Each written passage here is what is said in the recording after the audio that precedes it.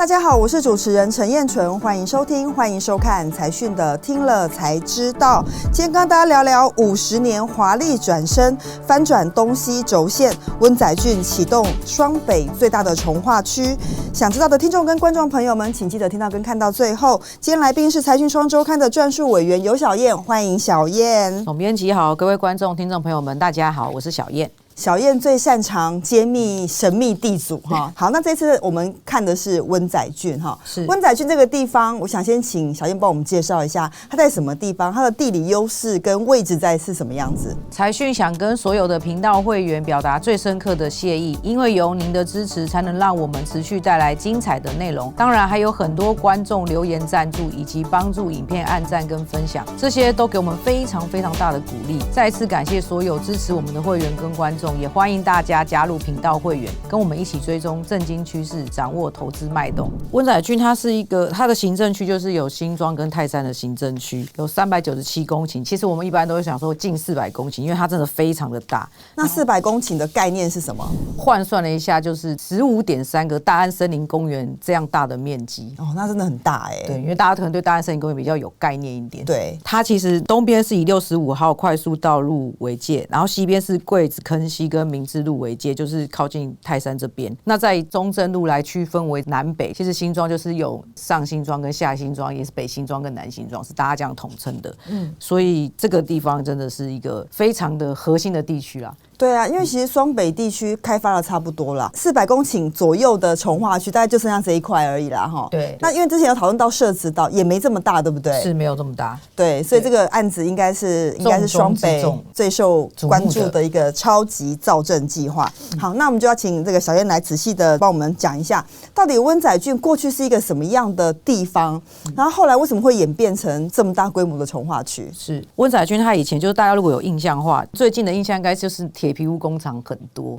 可是其实在最久之前，它其实是一个农村聚落。它在1968年的时候被划分为1级管制区，因为那边会淹水，就是整个淡水河整个泛滥会到那边去，所以政府有限建啊，就说不能再盖。然后后来到1998年的时候解除，再来是2002年有推出这个细部计划公告，因为我们有采访当地的一些地主啊，当时候是农村嘛，因为新庄地区是稻米的粮仓，所以一路从新庄副都心种稻米，也种到这个温仔郡，因为两边其实就蛮近的。后来租农地，然后盖工厂，这个房租比较便宜。那工厂一进来之后，譬如说那边有一些纺织厂啊，还有一些金属加工厂啊，其实有造成一些污染啊。因为稻米对于污染其实是非常敏感的。大概在民国80几年的时候，大家就开始质疑说，这边又有工厂，然后又有农田。我们又采访到当地的一些农户地主啦，他们家当时候种的地瓜叶都已经黑掉了，所以不得不就休耕。所以它其实原本也是农地啦，种稻，然后还有什么莲田、莲藕田，因为莲藕田是湿湿的，然后含水量高的。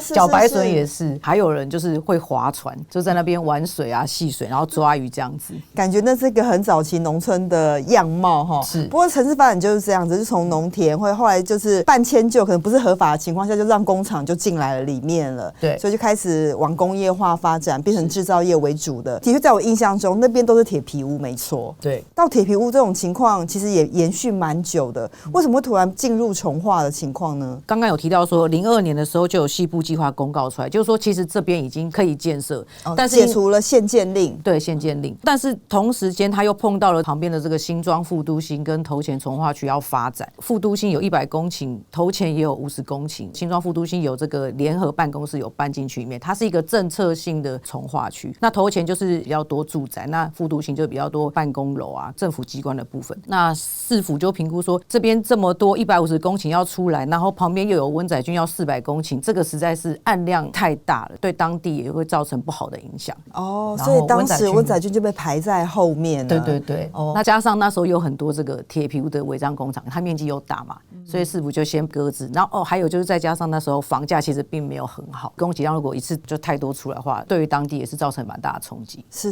那因为事实上消息人士很多嘛，哈，就大家一定会提前卡位嘛。但是政府已经先选择把这个温仔郡放到后面的时候，那时候对于当地的地价格应该冲击蛮大的吧？是，他其实说要发布限建令，然后到建设到现在这个阶段，其实已经26年。后来就是这个副都心跟头前都发展好了，那侯友宜接着上任之后就觉得说，温仔郡这里其实是一个非常核心的地方，方，然后再加上机场捷运完成之后，桃园进到新北市的第一站就是这个温仔郡这个地方。搭乘机场捷运一进来，哇，发现这地方全部都是老旧的铁皮屋，然后就会觉得说，这边对于这个景观不是很好，所以侯友宜就觉得说不可以再继续这样下去。那中间有一度就是新北市政府有提出说就是要建设温仔郡这里，但是中间有一些计划又被内政部退回来。在被退回来之前，农地已经炒到一坪已经37、8万了。可是被退回来之后，听说到腰斩有到20万出头的，可以想象啊，因为毕竟农地的投资部位蛮大的。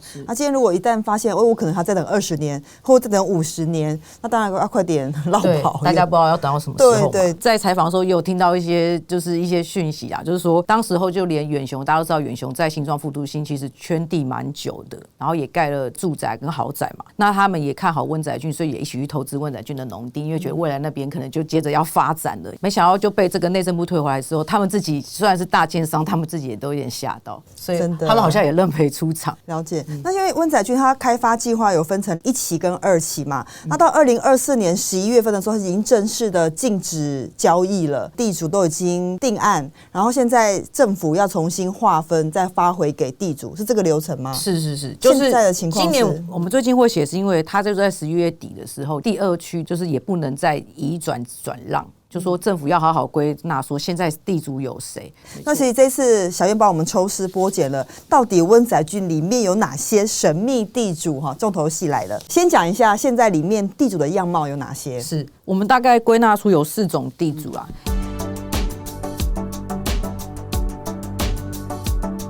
一个当然就是原始地主，就是它里面务农的这个地主，然后还有就是工厂地主，因为后来工厂搬迁进来之后，就变成做一些工业相关的这些使用的工厂地主。再来就是投资大亨，然后再来就是这个知名的建商。了解。那我先好奇问，先问投资大亨好了，大家一定最想知道，因为一定是嗅觉很敏感的人，是什么样的人啊？我们这次就是有找到一个大家市场上应该都对他名字很有印象的一位，就是精英电脑的前董事长蒋东俊先生。他其实在10年前就已经进入温仔郡去卡位布局了，有跟他交手过的土开就有形容说，他其实是20几万就开始买温仔郡的土地，最后温仔郡是涨到45万左右，但他买到30几万他就不买了，他也不会追高。刚刚有提到说地价都腰斩，他也不会出场，即使崩盘，土地也都 hold 在手上，这样。真的口袋也够深啊，这是关键嘛，对不对？对。但其实蒋东俊对房地产好像一直都很有兴趣耶。对，他跟这个陈泰明嘛，国巨的老板陈泰明 PK 买豪宅，集邮式的疯狂买豪宅，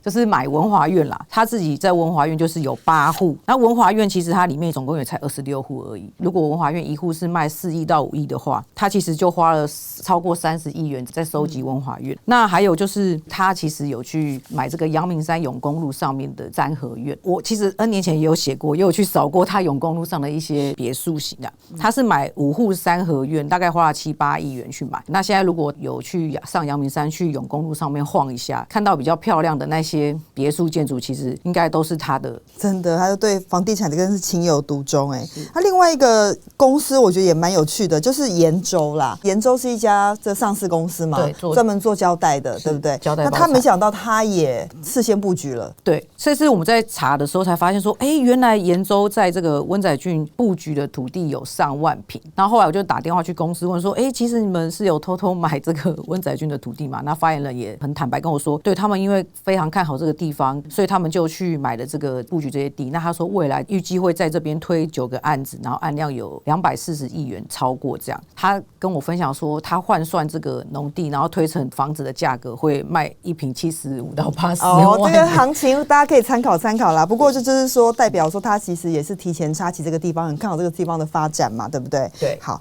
那另外工厂地主的部分可以分享一些。工厂地主的部分就是落地非常久的工厂，就是有一家叫做俊行记，它其实是一间非常早期的这个砖窑公司。大家知道现在盖房子其实大家都用水泥，如果我们讲到砖窑，就知道它真的是非常古早了。那它自己在那边就是有3、4千坪地的这个工厂以外，他也买地，然后盖自己的别墅住家啦，因为它旁边就是住家，外面又种满了满很高的椰子树，所以大家都不知道那边是一个住家，以为是学校，因为它面积之大，然后又种椰子树，但其实是他家，所以他也是在那边布局非常久。那我们打去公司去求证嘛，就是也问说，老板愿不愿意出来受访，就是都被拒绝，因为就是非常低调。真的，至少我们帮他开发了这个地方啊。如果有更多人知道这个集团或这家公司的话，欢迎留言给我们，好不好？我们很想要知道。好，另外一个是碧荣实业啊，它是一个台湾隐形冠军对对对，它也是做生产铝合金跟镁合金蛮厉害的一间公司，也有跟中科院合作啊，进行一些国防相关的事情。这样，它在温仔郡这边也非常的久，后来就是温仔郡这边要拆迁的嘛，它就是在莺歌扩产线这样，然后后来工厂就顺利转型，也有不错的收获这样子。哦，所以它那块地是很大的吗？在温仔郡里面？对，它的地主要是在第2区啊，因为刚刚有提到说温仔郡有第1区跟第2区，它比较接近靠近树林这边。哦，对，但也蛮大片。理解。其实这次小燕除了盘点这些地主之外，其实我们也亲身采访到2个原始地主了哈。那我觉得特别值得提的是吕家，吕家人应该是从农地的时候就住在这边，对不对？对。而且他们第一时间其实并没有被划进重划的这个范围内，他们为什么会这样思考这件事情？是很有趣。这是真的是非常难得才可以找到吕家人啊，就请他们来分享说他们当时候在这边发展的一些轨迹跟故事嘛，才知道说哇，原来他们在这边住了超过100年了，他们是从清朝就定居在这里了。是。所以一开始我们讲这边是一个大的稻田，他们大概有跟我分享说，他们当时候就是祖先就是可能最大面积就是有20-30公顷。大家知道那边其实有很多原始地主，刚刚有提到吕家是其中一个，然后李家木子李的李家也是，现在温仔郡有保留的一个故居叫做李石桥故居，他是这个台湾非常有名的画家嘛，就是有参加日本的地展，都有得到名，是非常厉害的。吕家跟李家他们早期也有一些祖先有结婚，所以他说小时候是住在李石桥故居附近的。对。那他现在是搬到他们现在的县治，就叫做这个砖雅厝。砖雅厝这个名字我觉得也很特别。对，砖雅厝，整阿厝，就是说当时早期可能就是一个传统的地方，所以才会取名叫整阿厝。结果他把它翻成中文名称之后，就叫砖雅厝，听起来还蛮文艺气息的。没想到用台语一念之后，发现感觉就是整阿厝。对，整阿厝，对。刚刚提到说就是划出被重划的地区啊，那其实可以讲一下吕家的历史，因为他们早期的时候，他有分享说他的祖先就是生了4个儿子，那老大跟老2住在整阿厝1号，然后老3、老4是住在整阿厝的2号。对，1号跟2号加起来人丁最多的时候有超过200人啊，加起来。然后当时候在那边附近听说，就是光是板斗就是50-60桌都是姓吕的吕家人，就是他们的其实在那边就是非常的大家族了。对，大家族。那他们其实还有一个叫整阿厝3号，3号就是这个杏华毛纺厂，也是在温仔郡早期做纺织业起家的一个。那个地方已经自办重划，所以就是已经现在在盖房子。刚讲到说1号跟2号，因为他们最近就是申请说1号就是可以排除这个重划区啦。刚刚提到说有一些整阿厝的样子可以被保留下来，也可以变成一个家族聚会的地方，所以他们对这个地方蛮舍不得的，所以他们就跟政府申请说，他们想要排除这个重划区。那因为他们这个地方有1000坪，所以未来等到温仔郡都新建完之后，他们可以再申请都更，其实也都是来得及的。所以就进可攻退可守。其实这次我们有拍那个空拍图嘛，就整个重划区基本上都被拆光光了，实际上那一块他们被排除的那一块还保留的蛮完整的哈。那当然现在看起来上面都是铁皮屋啦，但看起来那块的面积蛮大的哈。他如果想要更新，基本上自己做也够大。对，而且他那1000坪是建地，不用再分一半给政府了啦，所以不需要再做变更了。对，所以他就可以直接盖。那刚刚提到说是1号保留，但是其实整阿厝2号也有很多吕家人嘛，但他们就选择就加入这次的重划，因为他们觉得说，加入政府的重划，就比如说马路道路啊比较整齐啊，比较完整这样子。对，所以吕家人在那边就是蛮有实力，就是也世居100年，在温仔郡的一个大家族。对，这100年家族的故事，它等于是一路见证温仔郡从农地到工厂，到以后要发展开发，就是一路走来。现在应该到了第几代？第九代了，第9代了。所以这个是非常有趣跟珍贵的故事。那另外一个，我们也访到的是纽约家具的老板。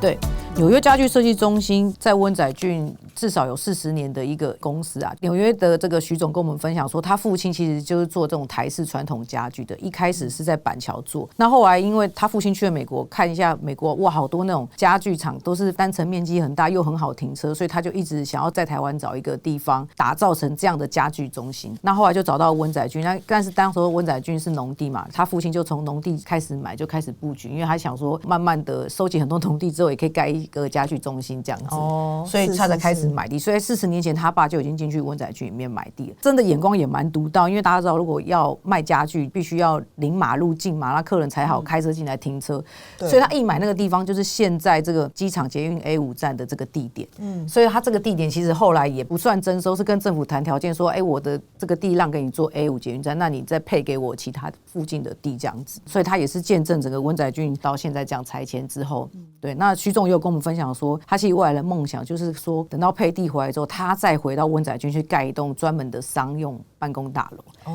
对，所以就是它的规格已经是这个超越过去工厂那种违章建筑，然后可能也被怪手拆掉，过去有被怪手拆掉过的这个回忆，就是说他自己就可以名正言顺在那边盖商办大楼，然后经营自己的家具品牌。对，因为以前是比较有点擦边球的灰色地带，会被检举，会被拆除。对对对，他现在就是名正言顺的回来了这块地，然后要重新开始就对了。对，所以他应该也是很有信心对这个市场。对对对。那最后我想问一下，说这到底行情怎么样啊？因为其实大家一定非常关心行情嘛。虽然2026才配地回来，我看这个小燕有整理喊得出名号的建商，基本上都在里面了啦。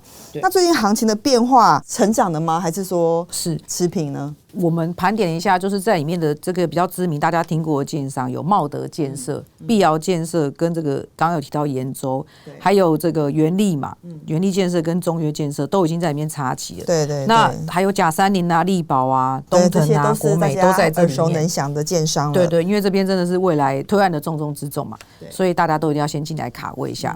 那大家比较关心的应该是说，现在大概那边的房价是怎么样嘛？因为刚有提到说，今年就已经禁止这个过户移转了，统计到最后，这个农地的交易价格大概其实就是在45万元上下，这是指农地。那因为有一些人等不及了，他们就跟政府申请说，我们想要自办重划，所以其实我们可以看到这整个区有几个自办重划的地方，所以我们大概会讲一下说这些区域现在以价格是多少。它大概成屋的价格，2022年是48.7万。是抓实价登录上面的，到了24年是49.8万，那预售屋的价格呢是22年的时候是51万，这个24年是58.2万，都是实价登录上面的价格。了解，所以价格算是缓步成长啦哈。那以后就是2026年配回来之后，如果它大量的新建推案，说不定它可以提供给双北年轻人一个新的居住选择嘛哈，因为它的 size 大，或许大家也想象说价格可能会比较亲切一点，对不对？或至少说你有比较多选择可以去选。没错没错没错，对。但是这个温载俊的故事，我觉得从一路走来，包括100年的吕家的故事，其实真的非常精彩。但是一夜沧桑史啊，你又很难想象说变成繁荣的都市之后，原来以前是一个稻田，甚至是莲藕田哈，真的是非常精彩。但是我们非常欢迎，如果您也知道更多温载俊的故事，欢迎留言给我们。好，接下来我们要回答一下财团在听了才知道第218集永丰云从小商行蜕变成商业帝国，100年企业如何拼转型里面的留言。那请小燕帮我们念一下。好，我们的财团粉丝一个 CH Mina， 他讲说一直很想知道100年家族的经营之道，谢谢这期的制作和分享，看到订阅数增加也莫名很开心。对，谢谢你的参与。然后财团的 Will Ju 他说这个转型是有必要的，未来在绿色能源上面真的是非常的重要，这是大势所趋了。像小燕跑很多产业，大家都讨论这个议题嘛，对啊 ESG 最近就是大家也会讨论嘛，没错。对，那还有我们一个财团的粉丝叫做严宗儒，他说永丰云的转型蛮成功的，未来走近零碳排的环保相关是蛮好的。对，就说这个方向大家都会做了，里面的挑战还蛮多的啦哈，大家就是一直不断的努力的学习，克服困难这样子。好，今天非常感谢小燕的分享。如果你想了解更多的内容，欢迎购买财讯第727期杂志，里面有更详细的介绍。听了才知道。我们下次再见，拜拜，拜拜。